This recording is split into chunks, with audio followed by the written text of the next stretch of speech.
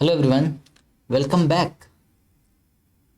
This series of Super 30 questions we are done through almost 18 questions as of now, right? And today we are commencing our topic of valuation, question answer of valuation. So this is the last lecture, and this video is of very importance. These questions, list of 30 questions, very important for your examinations. And these are covered from your RTP, MTP, past year RTPs as well. So these questions will add value in your examinations as well as for your preparedness. तो अपन आज शुरू कर रहे हैं valuation chapter से। Question number 19 अब देख लो। अब this is must question. All these questions, these 30 are must questions. Please remember it. Prithviraj Private Limited, a registered supplier, is engaged in manufacturing heavy steel fabrication machine. All right. The details pertaining to pricing of each of these machines is as follows. हमें निकालना क्या है? Make suitable assumption.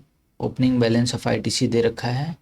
Compute the net GST payable. Okay, जैसे income tax में आपका total income question होता है उस तरीके का एक क्वेश्चन है जो सारे कॉन्सेप्ट कवर कर रहा है। यहाँ पे आउटपुट लायबिलिटी निकालेंगे, ITC निकालेंगे और फिर ITC एडजस्ट करने के बाद एक्चुअल पेमेंट क्या होएगा वो दिखाना है हमें इस क्वेश्चन के अंदर। तो प्राइस ऑफ द मशीन क्या है? Exclusive of taxes and discounts 5,50,000। Part fitted in the machine at the premises. एक बात बताओ, अब इसके अंदर हमें दो चीज़ें निकालनी है ना, आउटपुट लेना है और इनपुट। आउटपुट की कंप्यूटेशन करेंगे हम, कैसे क्वेश्चन बनाएंगे? या तो हम ऐसे भी कर सकते हैं कि पहले आउटपुट GST निकाल लें, फिर इनपुट GST निकाल लें, फिर उसका एडजस्टमेंट करके दिखा दें net GST payable in cash. या ऐसा भी कर सकते हैं हम, पहले output GST minus input tax credit net payable in cash और फिर उस नीचे उसका हम वर्किंग नोट दिखा सकते हैं। दोनों तरीके हैं सॉल्व करने के। तो आउटपुट GST जब हम निकालेंगे, जिस तरीके से निकालो, चाहे वर्किंग नोट में निकालो चाहे डायरेक्ट आंसर निकालो। Price of the machine exclusive of taxes and discounts 5,50,000, ये तो रहेगा ही रहेगा, ये तो वैल्यू है। Part fitted in the machine at the premises of the recipient. Okay,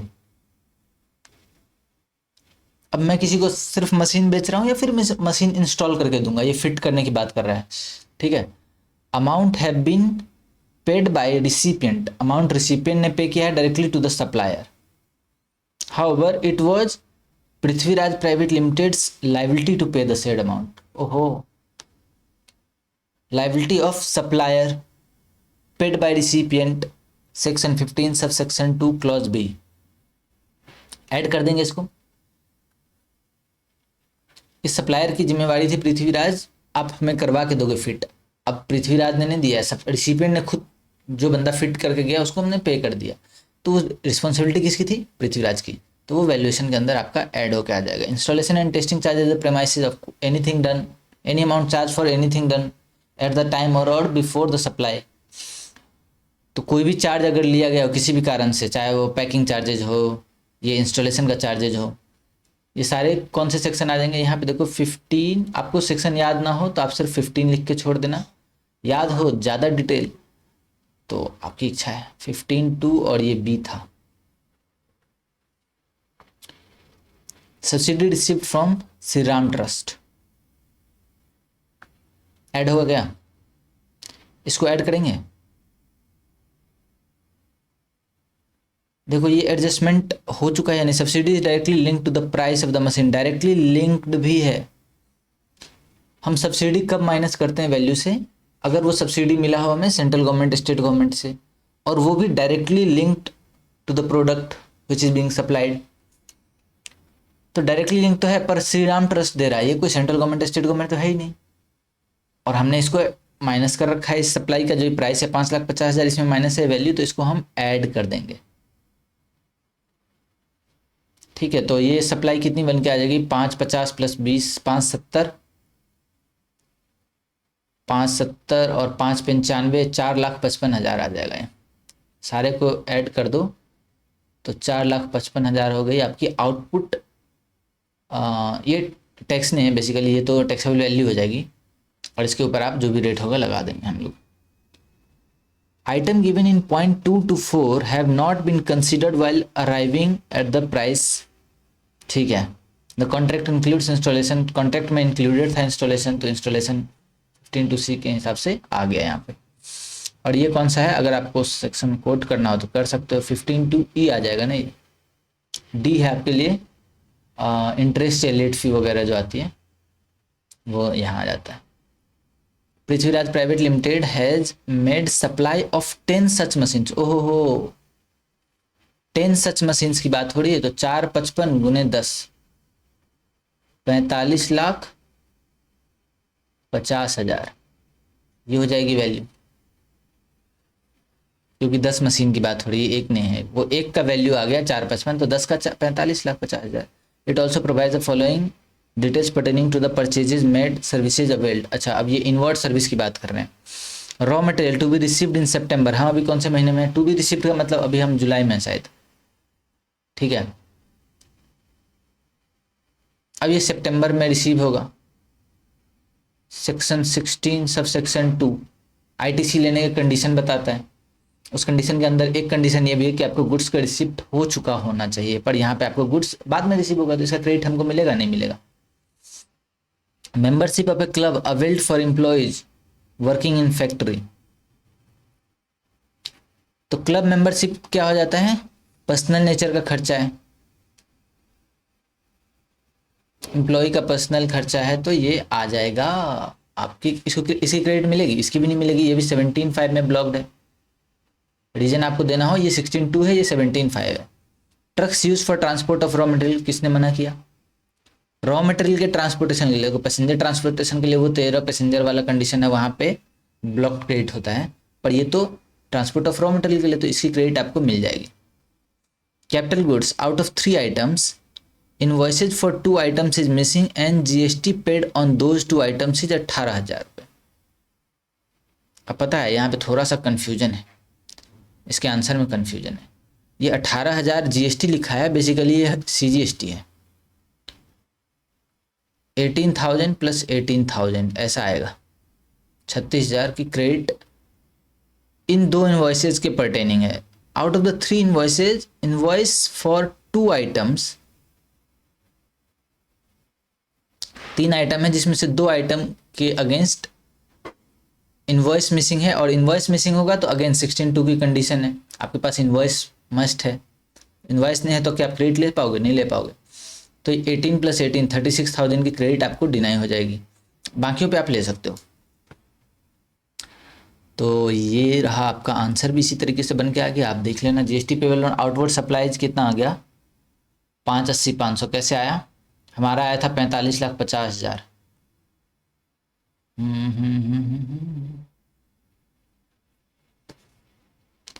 45 आया था,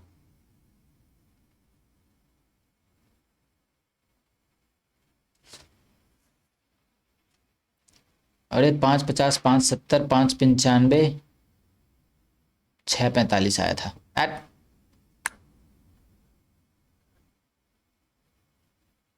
6,45,000 कैसे हो गया यार, तो ये भी हो जाएगा 64,50,000। अब ये 64,50 आ गया, 64,50 पे 9% 9% जीएसटी उठा लिया हमने रेट के हिसाब से, और क्रेडिट हमने किस किस का लिया है, देखो रॉ मटेरियल यहाँ पे हमने इसका आईटीसी नहीं लिया, कौन सा चीज़ था ये, नॉट रिसीव्ड इन जुलाई, बाद में रिसीव होगा हमें क्रेडिट नहीं मिलेगा। ब्लॉक क्रेडिट 17(5) में चला जाएगा एम्प्लॉयज़ के लिए, अगर क्लब की आप सर्विसेज लेते हो। ट्रक्स यूज्ड है रॉ मटेरियल के लिए, किसी ने मना नहीं किया, क्रेडिट हम यहाँ ले लेंगे। कैपिटल गुड्स, कैपिटल गुड्स पे देखो टोटल क्रेडिट आपकी आ जाएगी 63,000, कितना वैल्यू आ रहा था उसके ऊपर आप रेट चेक कर लेना, 63,000 आएगा।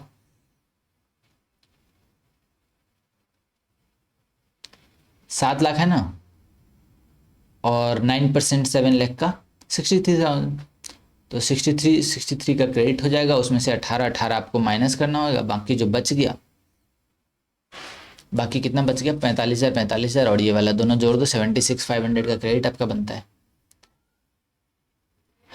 और यहाँ पे आप माइनस कर दोगे GST payable on outward supplies, यहाँ निकल गया, ये निकल गया, ये क्रेडिट हमने यहाँ से माइनस कर लिया, और नेट जीएसटी पेबल कैसे, सारे इंटरेस्टेड ट्रांजेक्शन ही थे। एक और क्वेश्चन आ रहा है, क्वेश्चन नंबर 20। अब इसके अंदर क्या है, रेड पेपर लिमिटेड दिल्ली का है, registered supplies manufacturing taxable goods, it provides the following details of taxable interstate supply made by it during the month of March के दौरान सप्लाई किया, list price of taxable goods supplied interstate. चलो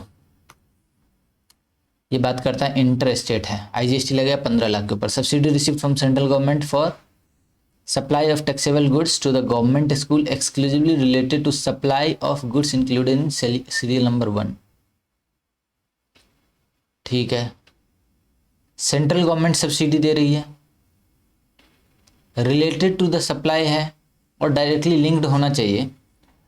उसके बाद है यहाँ पे subsidy received from an NGO, इसको तो हम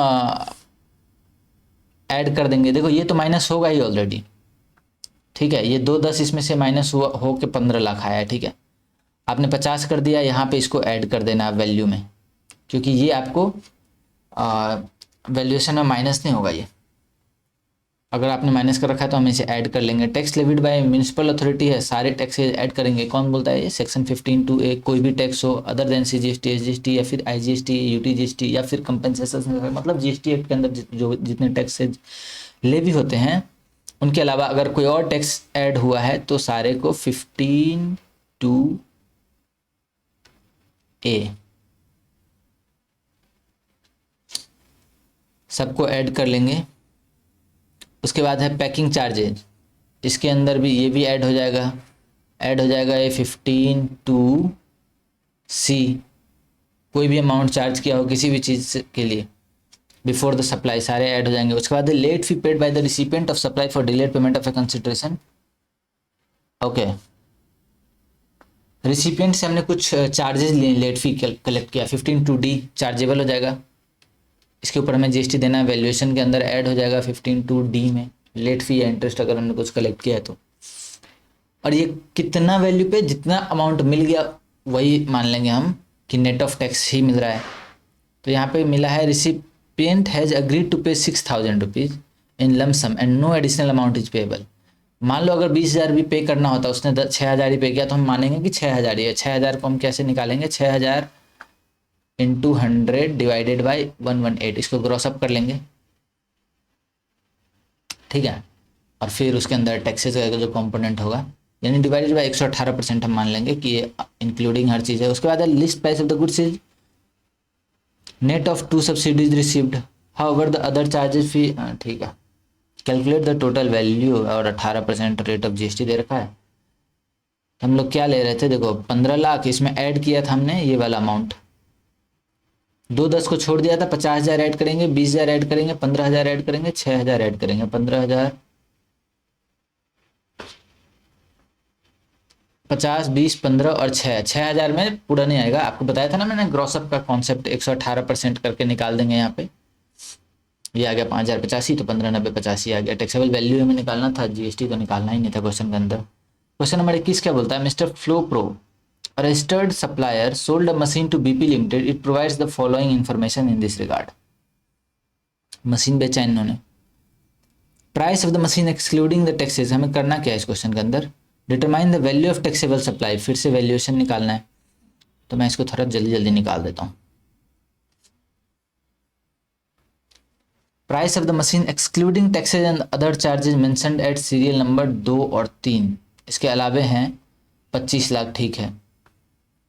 third party inspection charges, such charges were payable by mister Flo, मतलब सप्लायर की रिस्पॉन्सिबिलिटी है पे करने की, but the same has been directly paid by BP limited, recipient ने पे कर दिया है to the inspection agency, the charges were, ठीक है।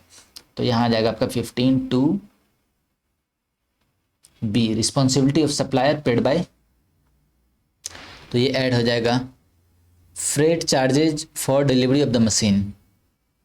Mister miss Flo Pro has agreed to deliver the goods at BP limited. अब contract क्या है, तो हम आपके घर तक ला करके देंगे, तो फ्रेट चार्ज भी तो आप ही दोगे ना, तो इसको भी ऐड कर लेंगे, क्योंकि इसको ऑलरेडी ऐड नहीं किया गया। यहाँ पे लिखा है excluding taxes and other charges 2 और 3 में जो दे रखा है उसके अलावा है ये। उसके बाद है subsidy received from central government state government on sale of machine under skill development programme. Subsidy is directly link to the price, तो ये माइनस होके रखा होगा, सेंट्रल गवर्नमेंट या स्टेट गवर्नमेंट दे रही है तो हम इसका कुछ नहीं करेंगे। डिस्काउंट ऑफ 2% इज ऑफर्ड, तो डिस्काउंट है एट सीरियल नंबर 1 में जो वैल्यू दे रखा वहाँ पे 2%, ठीक है। तो देखो 25, 5, 2 सब हमने कर लिया, और जो भी आएगा 2% on the value that is, वहाँ पे जो वैल्यू दे रखा है उसके अंदर जो सीरियल नंबर 1 में वैल्यू था 25,000, 25,000 का 2% का डिस्काउंट आ गया 5%, 500 रुपये, और डिस्काउंट हमने माइनस कर दिया और बन गया वैल्यू ऑफ जीएसटी। इसमें कुछ था नहीं। देखो रजिस्ट्रेशन से रिलेटेड एक क्वेश्चन आ रहा है, रजिस्ट्रेशन से रिलेटेड एक क्वेश्चन शायद आगे भी है, एक मिसलेनियस टॉपिक करके हमने डाल रखा आगे। Examine whether the supplier of the goods is liable to, ध्यान से पढ़ना होगा, रजिस्ट्रेशन के चैप्टर को बहुत ध्यान से क्वेश्चन को पढ़ना होगा। सप्लायर किस चीज़ का है, एक एक चीज़ पढ़ना पड़ेगा। Supplier of goods is liable to get registered in the following independent cases, हमें निकालना है कि रजिस्ट्रेशन उसे लेना है या नहीं। Rudra builders of Rohini Delhi is exclusively engage in intra state taxable supply of building bricks. Its aggregate turnover in the current financial year is 23 lakh. क्या रजिस्ट्रेशन लेना मैंडेटरी है यहाँ पे? आप सोच के बताओ। क्या करता है, बिल्डिंग ब्रिक्स ईंट बेच रहा है और एक्सक्लूसिवली सप्लाई कर रहा है, एंगेज्ड है और सप्लायर ऑफ गुड्स भी है वो, और सिर्फ क्या बेच रहा है, ब्रिक्स। अब आपको रजिस्ट्रेशन के लिए दिल्ली के अंदर है ये, रजिस्ट्रेशन की लिमिट क्या हो जाएगी, 10 लाख 20 लाख। लेकिन 20 लाख में भी आप अगर एक्सक्लूसिवली डील कर रहे होते हो किन चीज़ों के अंदर, पान मसाला, टोबैको, आइसक्रीम, एरेटेड वाटर का जो मैन्युफैक्चरर होता है वो, और इस बार से नया एडिशन क्या आ गया था, ब्रिक्स है, अर्थन टाइल्स है, रूफिंग टाइल्स है, वो भी ऐड हो गए थे। तो इनके लिए 40 लाख वाली लिमिट एप्लीकेबल नहीं होती है, एज वेल एज ये कॉम्पोजिशन भी ऑप्ट नहीं कर सकते। तो यहाँ पे 23 लाख है इनकी। क्या इनको रजिस्ट्रेशन लेना पड़ेगा? बिल्कुल लेना पड़ेगा, क्योंकि इनके लिए 40 लाख वाली लिमिट एप्लीकेबल ही नहीं होएगी। तो यहाँ पे हमने आंसर क्या लिखा है, enhanced limit of registration of 40 lakh not applicable for Rudra exclusively interested goods as it is engage in the making supply of building bricks, तो उसके लिए आपको नहीं मिलेगा। अब दूसरा क्या है, Heera of Himachal Pradesh is exclusively engaged in intra state taxable supply of footwear. ठीक है, सिर्फ फुटवेयर बेचता है, यानी सिर्फ गुड्स में डील कर रहा है। His turnover in the current financial year for Himachal Pradesh showroom is 32 lakh. Himachal Pradesh से 32 लाख बेच दे रहा है। He has another showroom in Nagaland with a turnover of 11 lakh in the current financial year.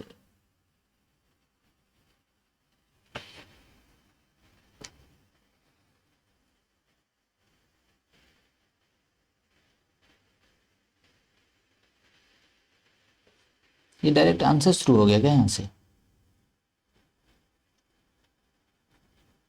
ये आंसर शुरू हो गया यहाँ पे ऐसे करके।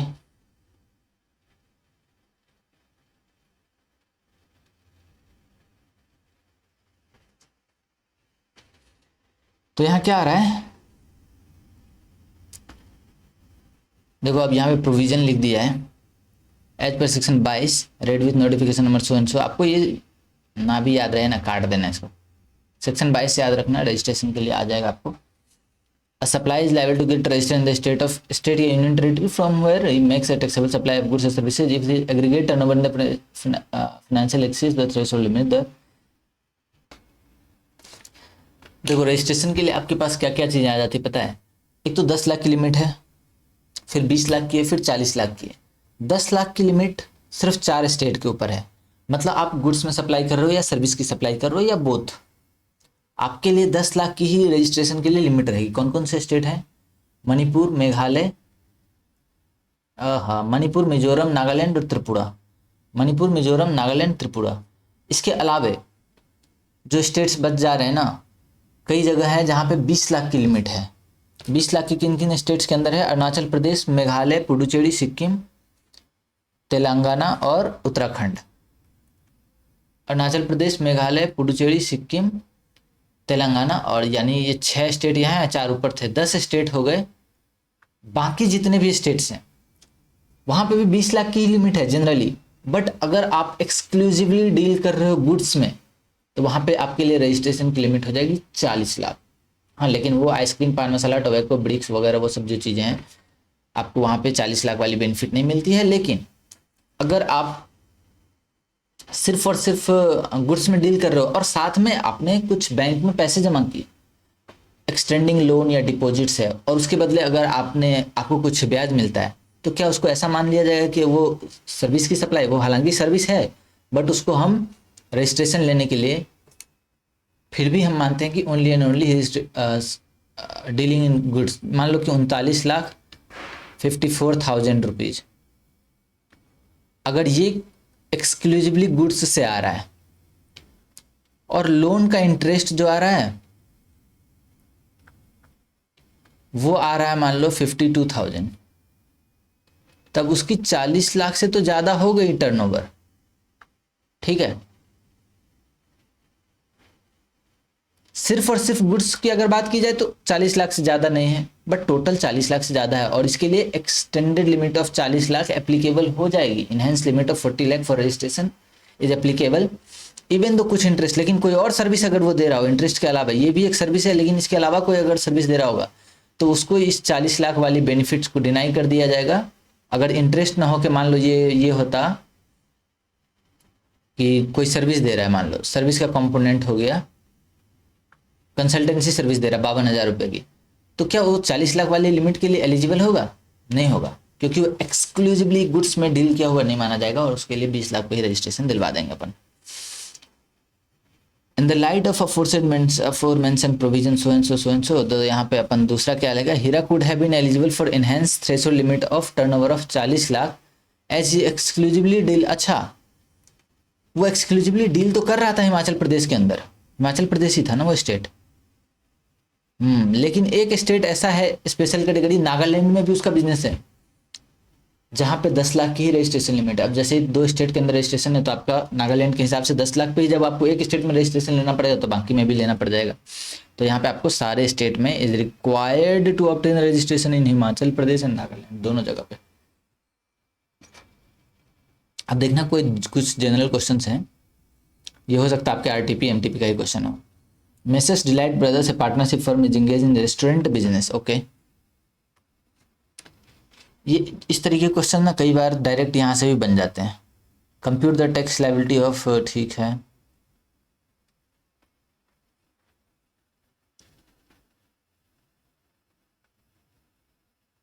इसमें तो नहीं बनेगा वैसे, चलो कोई नहीं।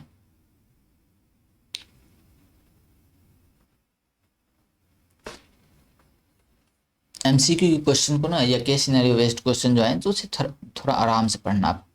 Mrs delight brothers a partnership firm है, engaged in restaurant business, it is registered under the composition levy है।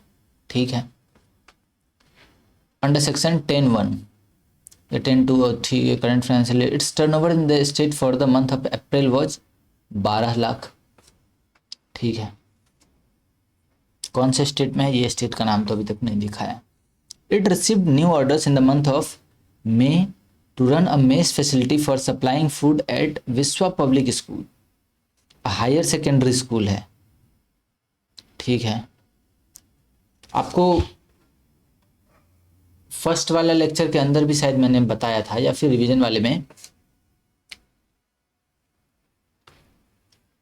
First lecture he I think, ये जो रिवीजन सीरीज का फर्स्ट लेक्चर है उसके अंदर सबसे फर्स्ट क्वेश्चन ही था आई थिंक, जहाँ पे मैंने ये चीज़ डिस्कस किया था कि हायर सेकेंडरी स्कूल है, अगर उसको फूड की सर्विस दे रहा है तो एग्जेम्पशन है वहाँ पे। लेकिन हायर स्कूल के बाद वाले, आप किसी कॉलेज है, डिग्री कोर्सेज कोई प्रोवाइड कर रहा है, अगर उनको आप दे रहे हो फूड की सर्विसेज, एग्जेम्पशन नहीं है वहाँ पे। कैटरिंग की सर्विसेज में एग्जेम्पशन नहीं है, ठीक है। एंड इंजीनियरिंग कॉलेज है, उसको दे रहे हैं फूड की, तो यहाँ पे नहीं है, यहाँ पे एग्जेम्पशन है। फ्रंटलाइन हॉस्पिटल है, हमारे यहाँ पे भी एग्जेम्पशन नहीं है। हम तो हॉस्पिटल से चार्ज करेंगे, हॉस्पिटल आगे क्या करता है वो हॉस्पिटल जाने। मैं जब हॉस्पिटल को सप्लाई करूँगा कैटरिंग की सर्विसेज तो मैं जीएसटी लगा के चलूँगा, एग्जेम्पशन नहीं है। It also provided catering services to a Coral India limited company for their AGM, ठीक है। Services was provided on 3 July but invoice was not issued by the firm to the company. अच्छा, invoice issue ही नहीं किया, ठीक है। Invoice not issued, however payment was received on 25 July for which the bank account was created on 28 July. ये time of supply का question पूछ रहा है शायद। The turnover of restaurant business of for the current financial year 48 lakh, ठीक है। From the inception of the next financial year, Messrs. Delight Brothers will close down the business, restaurant business, and will provide the services of repairing air conditioner की service देगा, ठीक है। Undertakes intrastate है सारे transaction based on the following information, ठीक है। Compute the tax liability of Messrs. Delight Brothers for month of April। Okay, यहाँ से आई थिंक मई शुरू हो गया था, ठीक है। यहाँ से मई महीना शुरू हो गया था। अप्रैल का अगर ट्रांजैक्शन देखा जाए तो सिर्फ 12 लाख है, 12 लाख ही है ना बस। तो 12 लाख के ऊपर टैक्स लायबिलिटी पूछ रहा था। 12 लाख CGST SGST हैं सारे ट्रांजेक्शन्स, तो 2.5% और 2.5% यहाँ आ जाएगा 2.5%, यानी 5% हो गया। 12 पंचे 6, 12 पंचे 60, 60,000, 30,000 CGST, 30,000 SGST आ जाएगा, ठीक है। 30,000 प्लस 30,000 आ गया। Out of the new orders received by the firm in May which of the following services are exempt. देखो ये वाला एग्जेम्प्ट था, बाकी दोनों पे टैक्सेबल था, तो ओनली 1 आएगा, करेक्ट है।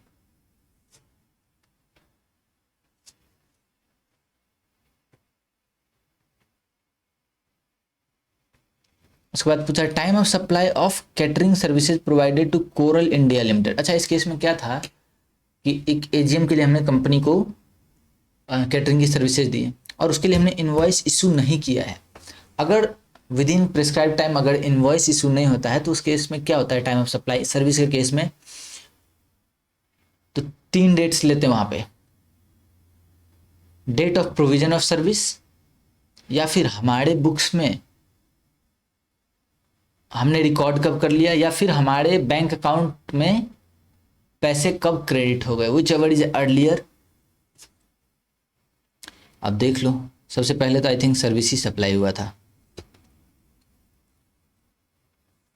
सर्विस प्रोवाइड किया 3 जुलाई को, जो भी सबसे पहला तारीख आ जाए 3 जुलाई। हाउएवर पेमेंट रिसीव हुआ 25 जुलाई और 28 जुलाई को क्रेडिट हुआ है, तो सीधी बात है 3 जुलाई अपन सबसे अर्लीस्ट डेट जो है तीनों में से सबसे पुराना 3 जुलाई हो गया इसका डेट। चौथा क्वेश्चन है which of the following statement is most appropriate in respect of next financial year.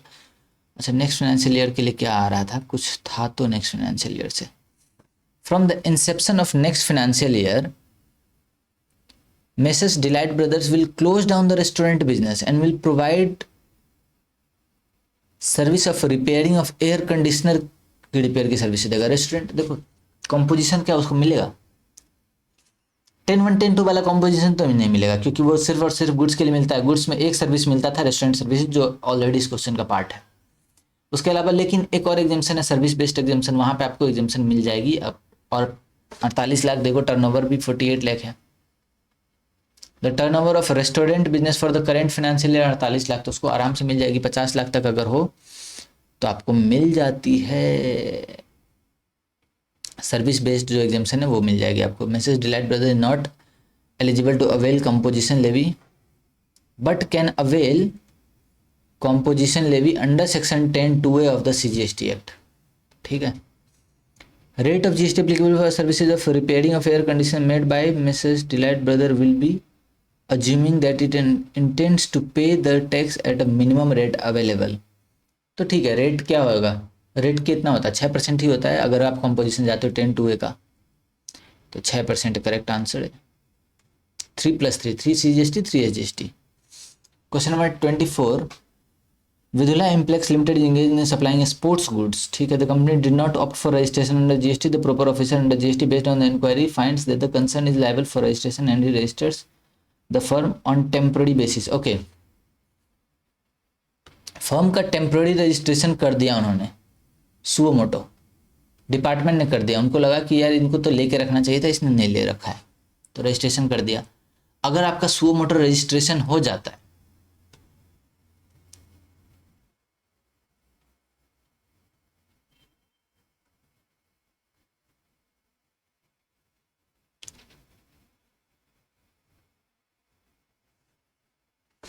after being granted the registration certificate, the company availed the following services: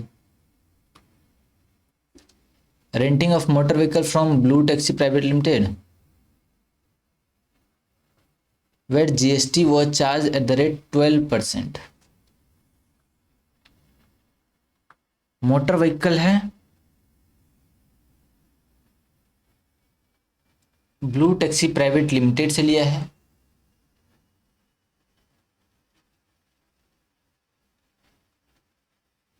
appointed Mr. Rajesh as technical director for advisory role in the business, and the payment was made based on the contract entered. However, he was not an employee of the company during the course of its business। Director है लेकिन वो employ नहीं है। During the course of the business, the company issued an invoice to customer and erroneously charged higher value by 34,000। such invoice was issued on 28 February 2021। Further, in the month of February 2021, the company also generated an e-way bill for interstate transport of goods। However, immediately on generation of the e-way bill, the buyer cancelled the order before it is dispatched from the factory for delivery। e-way bill cancel कर दिया। In the month of March 2021, since the company was incurring heavy losses, it applied for cancellation of GST registration on 15 March 2021। The order for cancellation was made on 30th March 2000। Effecting cancellation effect दे दिया है 15 मार्च से ही, ठीक है। From the following information choose the most appropriate answer. After the grant of registration, Vidula Implex need to apply for registration. देखो अब ये क्वेश्चन जो था ना, ये अगर आप नहीं पढ़ के आए हो तो ऊपर, तो भी आप इसे सॉल्व कर सकते थे, डायरेक्ट भी सॉल्व कर सकते हो। कई बार आपको देख लेना चाहिए पलट के कि जो डायरेक्ट हो रहा हो तो सॉल्व कर दो। यहाँ पे 90 डेज का आपको टाइम मिलता है। अगर सुओ मोटो आपका रजिस्ट्रेशन हो चुका है तो आप इसको 90 डेज में वैसे करवा सकते हो। फॉर्मल रजिस्ट्रेशन आपको दोबारा से कराना पड़ेगा, वो तो टेम्परेरी होता है, कैंसिल हो जाएगा ना जो गवर्नमेंट ने कर रखा है। In case of which of the following services the company is liable to pay tax under reverse charge. देखो वहाँ पे कौन कौन से केसेस थे। रेंटिंग ऑफ मोटर व्हीकल है, डायरेक्टरशिप सर्विसेज है, both A B neither A B. Directorship services में क्या आ रहा था, sorry renting of motor vehicle में वहाँ पे रेट था 12%, जबकि अगर आप कंडीशन देखते हो आरसीएम के अंदर तो बोलता है कि एक नॉन बॉडी कॉर्पोरेट को सप्लाई कर रहा हो मोटर व्हीकल ट्रांसपोर्टेशन सर्विसेज, और वो 6% रेट का टैक्स ना चार्ज कर रहा हो, यानी 6+6 12% का रेट चार्ज ना कर रहा हो। यहाँ पे तो वो स्पेसिफिकली चार्ज कर रहा था, वो तो बाहर हो जाएगा। डायरेक्टर अगर एम्प्लॉई है तो जीएसटी का कोई बात ही नहीं होता। अगर डायरेक्टर नॉट एन एम्प्लॉई है, गवर्नमेंट कंपनी में है, और वो अगर गवर्नमेंट कंपनी में है तो फिर शेड्यूल 3 के अंदर आ जाता है। अगर वो लाइक रिटेनरशिप फी वगैरह लेते हैं वो डायरेक्टर, और अदर्स केसेस के अंदर आपको आरसीएम के अंदर आ जाएगा। तो यहाँ पे आरसीएम में आ गया डायरेक्टर। उसके बाद है which document is required to be issued by the company in respect of invoice issued on 28 February 2021। 28 फरवरी को क्या हुआ था। During the course of its business the company issued an invoice to the customer. अच्छा, charge such invoice was carried issued on 28 February. तो 28 फरवरी को अगर अच्छा ज़्यादा कर दिया हो तो आपको क्रेडिट नोट इशू करना होगा। The company needs to file its final return by, ओहो फाइनल रिटर्न भी है क्वेश्चन में। अच्छा, यहाँ पे कैंसिलेशन की बात आ रही थी ना, रजिस्ट्रेशन कैंसिल कर दिया, आपको फाइनल रिटर्न कब तक भरना होता है। तो यहाँ पे आपको विच एवर इज लेटर का डेट देखना है। देखो जीएसटी रजिस्ट्रेशन ऑन 15 मार्च को कैंसिल हुआ है और 30 मार्च को इफेक्ट आया है। 30 मार्च को ऑर्डर आया है लेकिन इफेक्ट दिया है पहले से, तो वहाँ से आपको लेना है क्या 30 मार्च है ना, तो 3 मंथ्स कहाँ से लेना है आपको, 3 मंथ्स के अंदर आपको कैंसिल करना है। 3 months from the end of later of this 2 days, 15th March या फिर 30th March, whichever is later. तो लेटर है 30th मार्च, जब आपकी ऑर्डर आ गया है तो 30 मार्च से आप 3 महीने जोड़ दो, 30 अप्रैल, 30 मई, 30 जून। 30 जून हो जाएगा आपके लिए डेट। यहाँ पे ये रहा ना 30 जून, करेक्ट आंसर है यही। Which of the following statement is correct in respect of the e-way bill generated for the goods once generated e-way bill cannot be cancelled? e-way bill cancel किया जा सकता है 24 घंटे के अंदर, ठीक है। 25 क्या है, mister Shambhu a trader registered under GST in Delhi is engaged in the wholesale business of toys for kids, खिलौने बनाते हैं। Mister Nandi registered under GST in Patiala, a regular return filer supplies toys in bulk to mister Shambhu. तो नंदी है पटियाला में, नंदी देते हैं शंभू को, ठीक है। रेगुलर रिटर्न फाइलर है, ठीक है। Mister Shambhu paying tax in regular scheme in Delhi has not filed GST 3B for last 2 months। Mister Nandi wants to generate e-way bill, अच्छा मिस्टर नंदी वांट्स, ठीक है, for supplies amounting to 5 lakh to be supplied to mister Shambhu. Also mister Narayan from Jammu approached mister Shambhu for purchasing toys amounting to 75,000। अब ये किसको supply करने, mister Narayan को, ये है जम्मू का, ठीक है। Shambhu wants to generate e-way bill, Shambhu wants to generate e-way bill in respect of the outward supplies examined with reference to the provision क्या शंभू whether Mr. नंदी यानी ये and Shambhu can generate the e-way bill।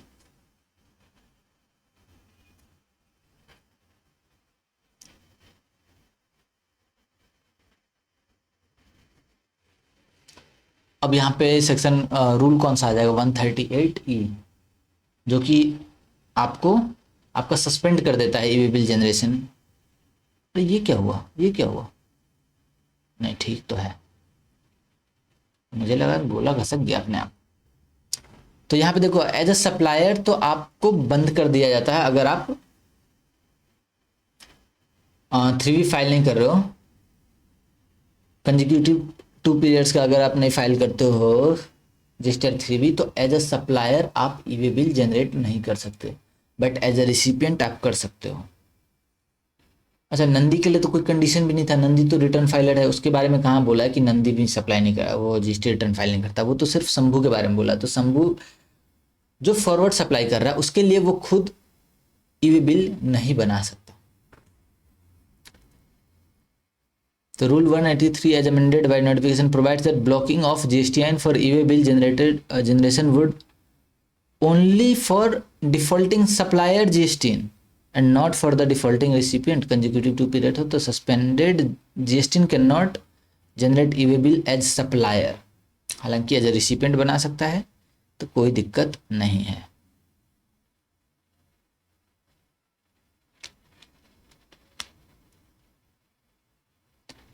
छब्बीस number question क्या है, mister Ayushman a registered person having intrastate aggregate turnover of 1.2 crore in the preceding financial year did not file GST 3B for the month of सितंबर।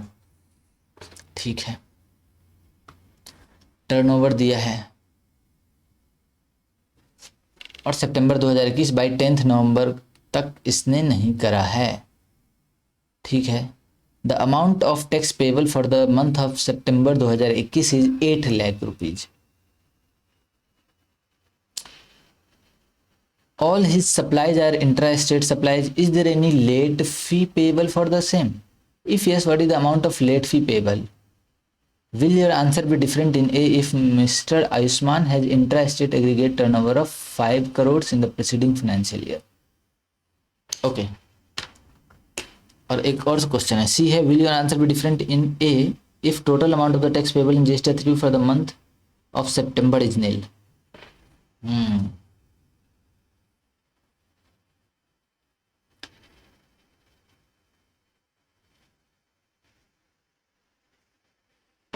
अब यहाँ पे आती है कई सारे केस कि एक तो है आपको डेली का कितना पे करना है टैक्स.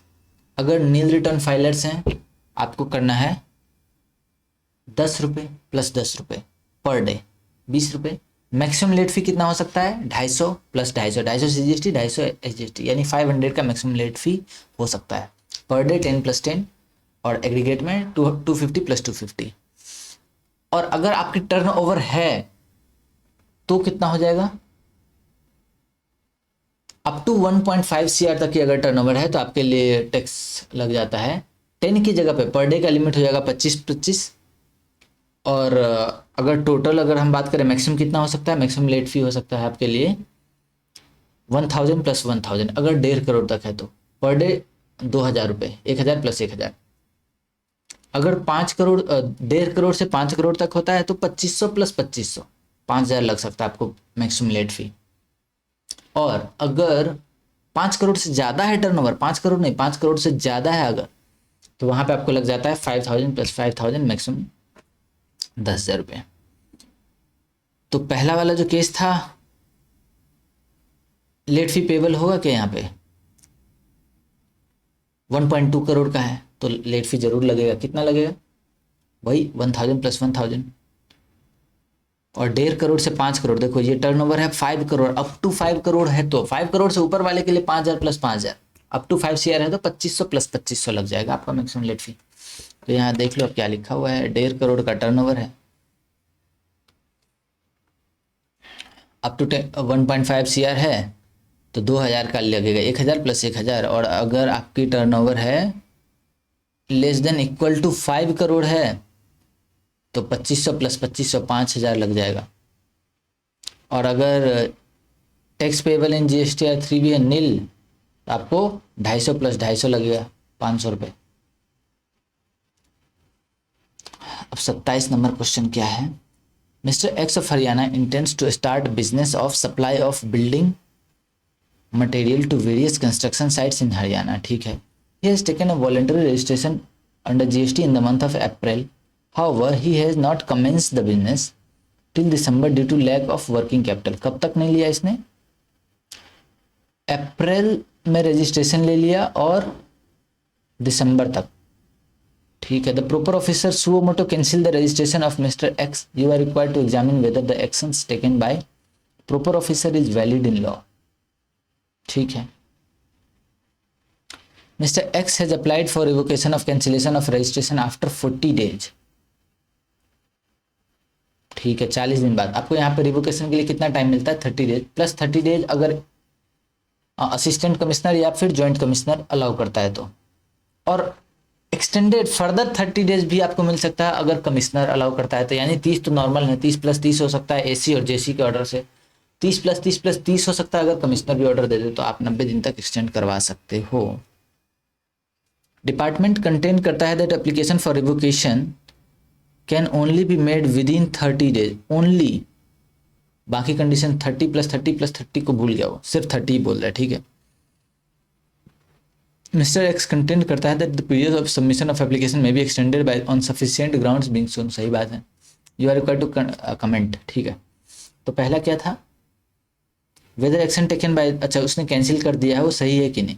देखो कैंसिल कई सारे केसेस में किया जा सकता है. जब आप कोई कॉन्ट्रावेंशन ऑफ लॉ है या फिर कॉम्पोजिशन स्कीम में हो और 3 कॉन्जिक्यूटिव टैक्स पीरियड के लिए आपने रिटर्न फाइल नहीं करा है. देखो अगर आपको कुछ आइडिया हो कि अमेंडमेंट वगैरह, यहाँ पे अमेंडमेंट है पर आपके एग्जाम के लिए एप्लीकेबल नहीं है, तो आपके लिए यही है 3 कॉन्जिक्यूटिव पीरियड कॉम्पोजिशन स्कीम में रहते हुए अगर आपने टैक्सेस रिटर्न फाइल नहीं की है तो आपका रजिस्ट्रेशन कैंसिल कर दिया जाएगा. अगर आप कॉम्पोजिशन के अलावा कोई और कैटेगरी में है और 6 महीने तक का अगर आप रिटर्न फाइल नहीं करते, 6 continuous period of 6 month, continuous period है, कंटिन्यूस लगातार तो वहाँ पे भी आपका कैंसिल कर दिया जाएगा। या फिर अगर आपने रजिस्ट्रेशन लिया और 6 महीने तक कोई बिजनेस कमेंस ही नहीं करा, अगेन कैंसिल हो जाएगा। तो हमारा केस यहीं भी आ जाता है, अप्रैल में आया और दिसंबर तक उसने कोई बिजनेस नहीं किया है, तो अप्रैल मई जून जुलाई अगस्त सितंबर अक्टूबर नवंबर 6 महीने से ज़्यादा हो चुके हैं और आपने अभी तक कोई बिजनेस नहीं किया है, तो आपका रजिस्ट्रेशन सुओ मोटो कैंसिल कर दिया उनने। और एक और हो सकता है कि फ्रॉड या फिर विलफुल मिस स्टेटमेंट या कोई फैक्ट को सप्रेस करके आपने रजिस्ट्रेशन लिया था, बाद में जब उसका पता चलेगा तो वो सुओ मोटो कैंसिल कर देगा। तो इन सब कारणों से हो सकता है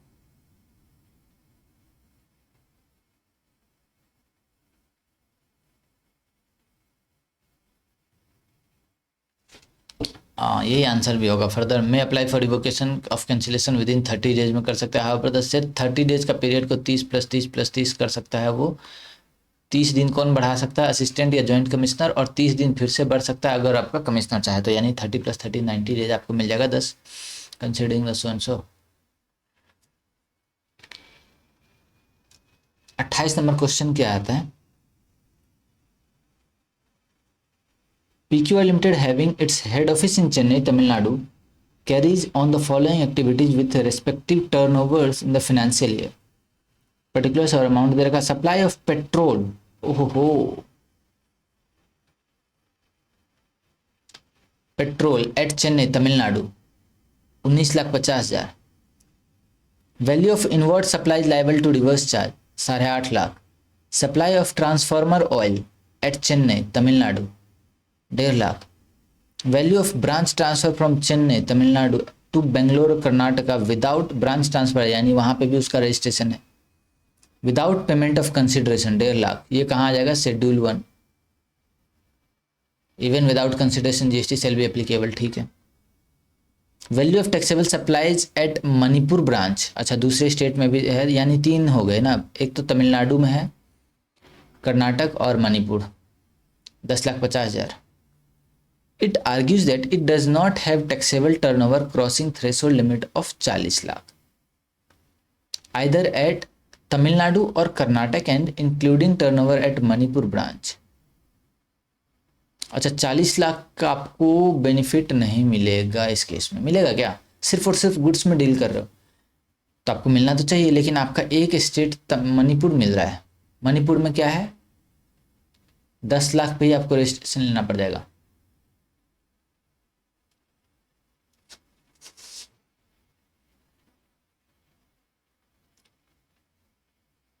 It believes that the determination of aggregate turnover is not required for the purpose of obtaining registration। ओहो, but it is required for determining composition. मतलब कह रहा है कि कॉम्पोजिशन के लिए हम तो एग्रीगेट टर्नओवर निकालते हैं, बट रजिस्ट्रेशन पर्पस के लिए हमें डज नॉट रिक्वायर्ड। तो गलत बात है, दोनों के लिए एग्रीगेट टर्नओवर निकालना जरूरी होता है। Decide based on the above facts the aggregate turnover of,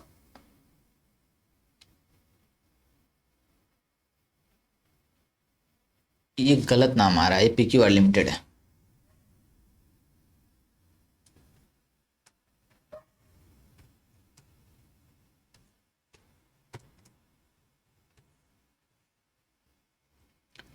बाकी सारे रिक्वायरमेंट फुलफिल हो रहे हैं।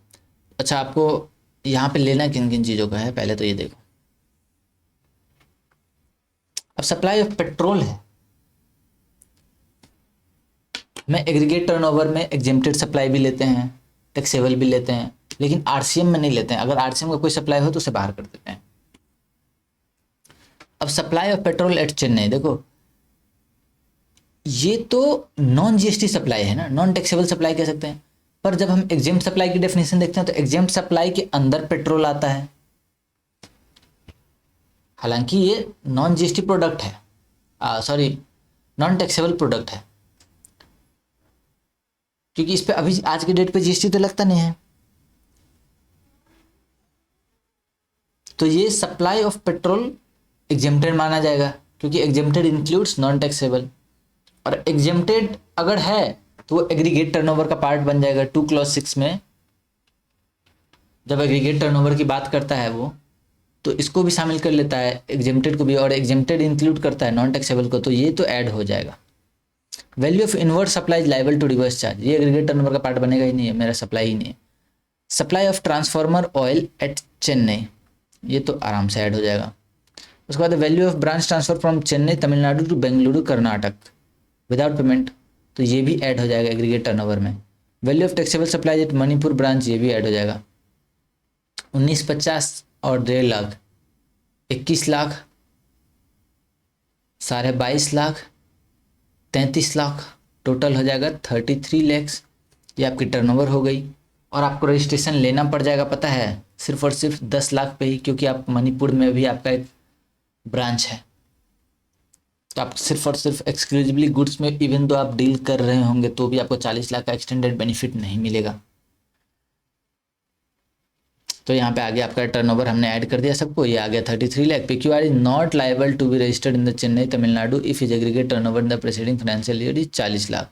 However since it also makes supplies from Manipur special specified category state है, थ्रेशोल्ड लिमिट जो आपका है वो 10 लाख हो जाएगा, आपको 40 लाख वाला बेनिफिट नहीं मिलेगा।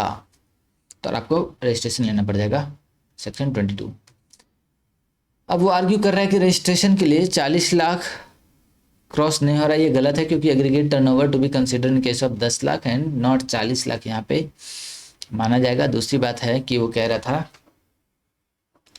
कि कॉम्पोजिशन के लिए ही सिर्फ एग्रीगेट टर्नओवर निकालते हैं, रजिस्ट्रेशन लेने के लिए नहीं यूज करते एग्रीगेट टर्नओवर का, जो कि एक गलत तथ्य है। दोनों के लिए आपको लेना पड़ेगा। हालांकि दोनों के लिए एग्रीगेट टर्नओवर निकालते वक्त जैसे अगर कोई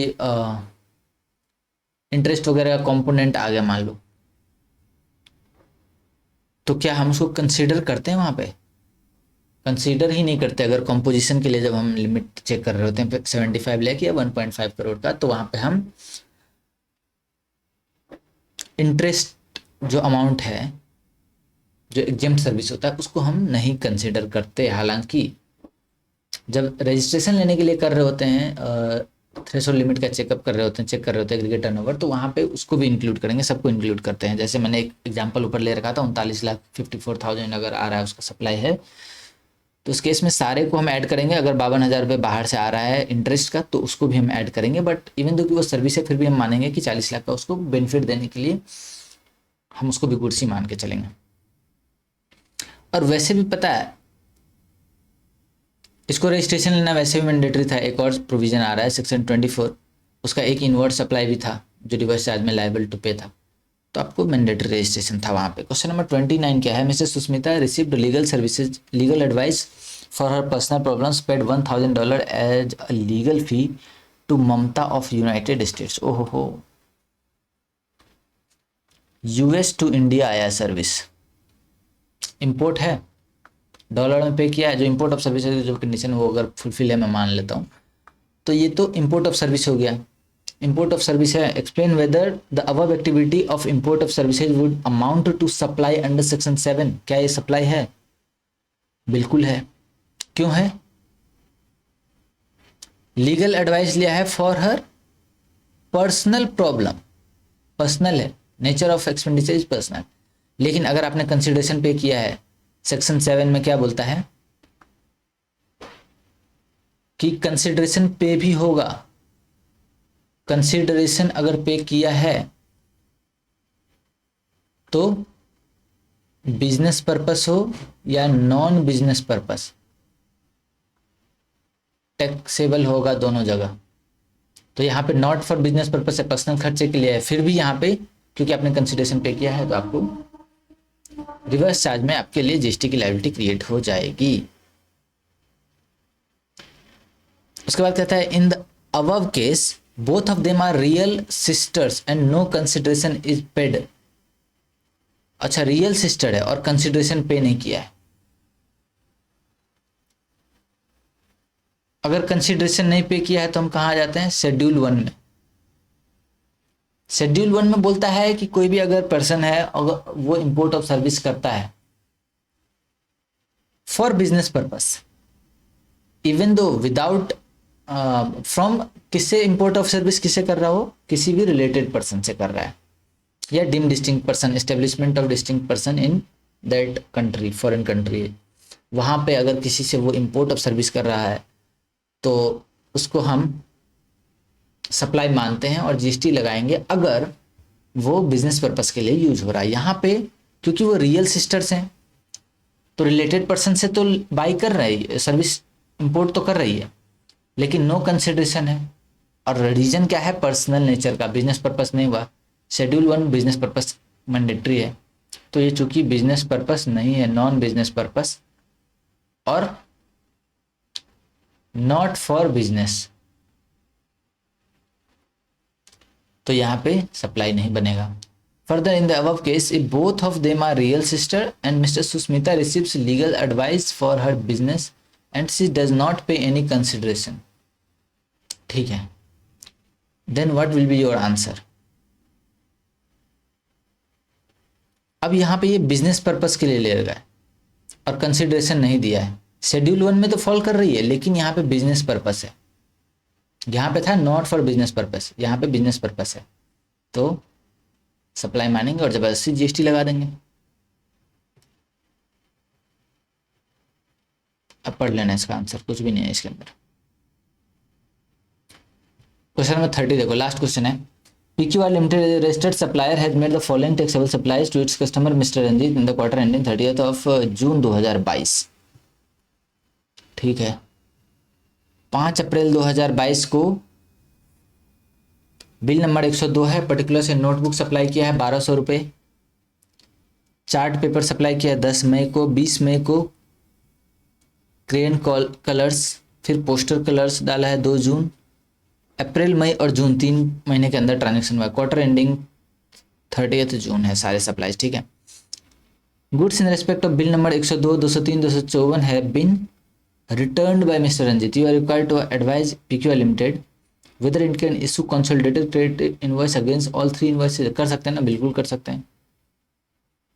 तो यहाँ पे रीजन दे रखे हैं किन किन कारणों से हम क्रेडिट नोट इशू कर सकते हैं, और फिर 1 credit note can be issued. एक क्रेडिट नोट भी आप दे सकते हो, एक इंडिविजुअल आपको लिंक करके नहीं देना है कि हम पर्टिकुलर उस इनवॉइस के, हर इनवॉइस के अलग अलग लिंक करके नहीं देना है, आप एक कंसोलिडेटेड डाल सकते हो सबके लिए। And that concludes super 30 questions. How do find it?